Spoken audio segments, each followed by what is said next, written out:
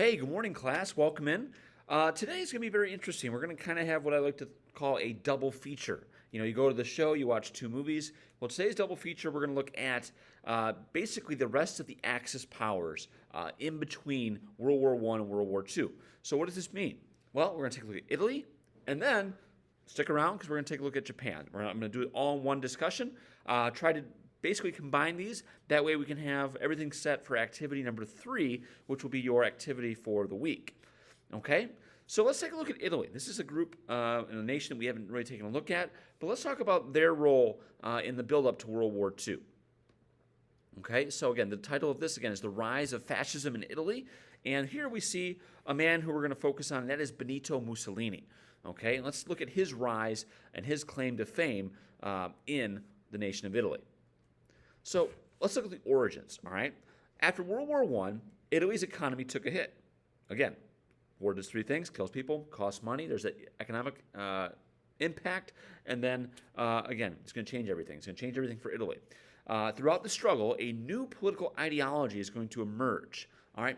Fascism, or fascio, all right, means a bundle, okay? This cohesiveness amongst a mass of people believed in authoritative state, mass mobilization, violence, and would rally around a single ruler. Okay, fascists were anti-liberal, anti-conservative, and anti-communist.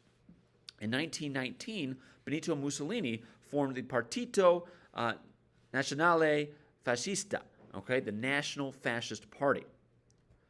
So what is fascism? So again, fascism is a one-party state. One ruler is at the top. Fascists are rooted in nationalism and believe in being self-sufficient. So Italians here, very prideful of being from Italy. Fascists, again, are anti-liberal, anti-conservative, anti-communist. Fascists believe in a stable economic structure, and fascists use censorship and control to eliminate any political or social opposition. So if you were to come up with another party or another political ideology to challenge fascism, they would try to wipe it out with censorship and control. Okay? So let's take a look at 1920. It's a pivotal year here. So Italian fascists are going to quarrel with the socialists and Marxists for control of the labor forces. These fascists signed with local business leaders who dealt with work strikes and labor shortages. Fascists begin to appeal to the conservative right and grow to nearly 250,000 supporters by the end of 1921. Fascists dipped into the waters of revolution and felt that a complete overhaul in Italy would be necessary for it to proceed and progress. In 1922, other things are going to occur that kind of build into what we've been talking about. By 1922, Italian fascists had become a popular and significant threat to the Italian political structure. The Italian fascists began to attack socialists, Catholics, and labor unions. Many northern Italian cities were quickly taken over by Mussolini and company. Mussolini then had plans for Rome. He ordered the black shirts, the supporters of the Mussolini movement, to take over government buildings around the city. With no resistance, King Victor Emmanuel III appoints Mussolini as prime minister. This famous sequence is known as the March on Rome.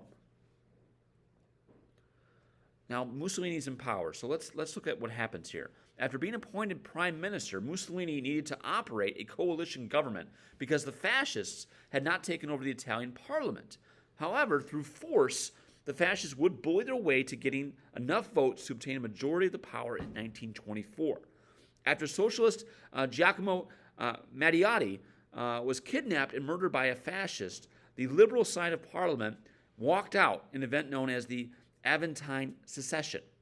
Now, with almost exclusive rule, Mussolini leads Italy with totalitarian control from 1925 to 1929. So understand this. Mussolini is going to have a huge influence on Hitler.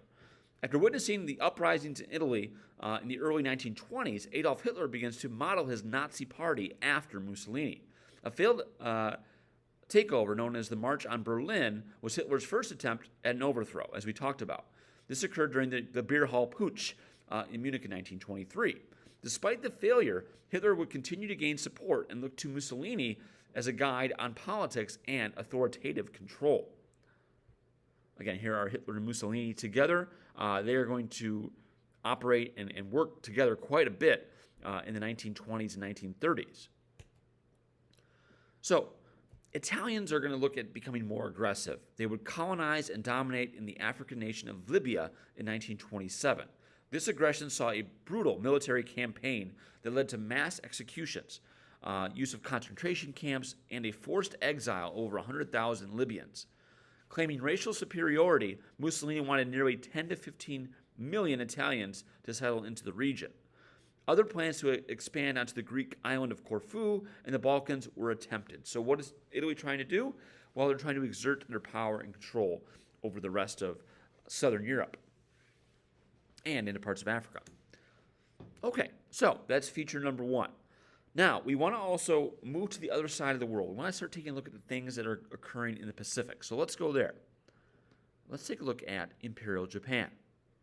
So with Imperial Japan, remember, they had started to modernize themselves. They're starting to use new equipment, new machinery. They are basically producing things at a very fast rate, but they're also limited by their geography. They are a chain of islands, much like Great Britain, okay? And in this sense, they have to go elsewhere to get those raw materials and get the goods that they need. But really, what does Japan want at the turn of the 20th century? They want a seat at the table. So let's start there. After the Russo-Japanese War of 1905, Japan had finally cemented itself as a nation that began to get respect from the West. The Japanese would serve as a member of the Allies in the First World War. Fearing the spread of communism, the Japanese would support the Russian Provisional Government, so the White Army, but many had feared that the Japanese would attempt to conquer parts of Siberia and the Russian Far East. So, looking at Japanese militarism, Japan would amp up its military during the early 20th century. These forces would adopt some of the honorable methods of the Bushido, which is the code of honor that was used by the samurai, again, so going back into medieval times. The government realized that the Japanese mainland was depleted of raw materials, iron, coal, oil. Therefore, acquisition of these materials from other locations, lights out, hang on, would essentially basically feed into an ever-growing industrialized nation. The military was independent, so it was independent of the Japanese government. This meant that it acted on its own and was separate from the Japanese government that ruled the islands. So in order to acquire new materials, the Japanese sought to use force in new areas to get what they needed. Manchuria, a new approach, again, a material-rich region in northeastern China, became the single most important area to the Japanese in the late 1920s. Japan was also looking into places like Indochina and Russia to expand their empire. As this desire for raw materials grew, so did Japanese nationalism. The Japanese began to radicalize themselves, and the military becomes more influential than the emperor. That's huge. So the military is really going to have a big sway, especially in the minds of young men. Okay? So again, you have some images here of Imperial Japan. All right. Now, invasion of Manchuria. In 1931, the Japanese military invades and conquers Manchuria. Here, they're able to extract the sufficient materials that they need.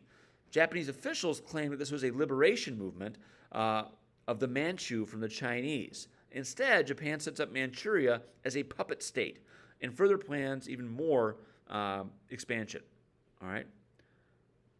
Basically, the Japanese see themselves as superior to all other nations in the Pacific. Hence, an even more intense process of conquering and expanding begins. Folks, understand this. In today's terms, there are still a lot of hostilities between Japanese and Chinese, between Japanese and Korean, between Japanese and Vietnamese. All of these kind of rivalries or some of these hatreds still exist due to what takes place here with Japan's expansion.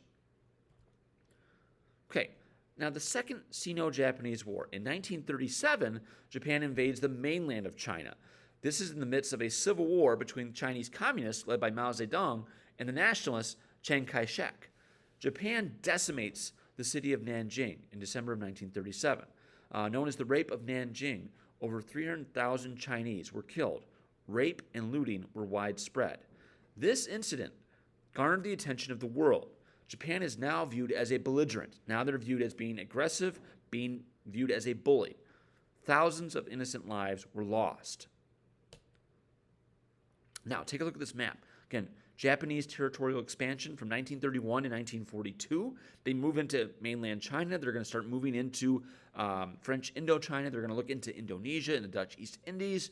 All right, they are doing this on purpose to feed and fuel the industrialism that's been taking place there. Okay, to wrap things up, let's take a look at the Soviet Union and the United States and how they're going to look and view Japan. With Japanese hyper-aggression starting to take place, both the Soviet Union and the United States begin to monitor Japan. In 1938, the Soviet Union will clash with Japan over multiple territories. Because of the Nanjing Massacre and even more aggression into French Indochina, the United States sets an oil embargo against Japan on July 26, 1941. And this oil embargo is going to be a precursor to the events that are going to lead up to Pearl Harbor. Okay? So, again, we take a look at Italy. All right, with fascism, we take a look at Japan with its intense militarism. And now we're going to see the Axis powers form along with Germany. And we're going to have an activity that's going to take a look at each of these three. And again, there's our double feature. So, I hope you guys have a great day, and I will see you next time. Bye, everybody.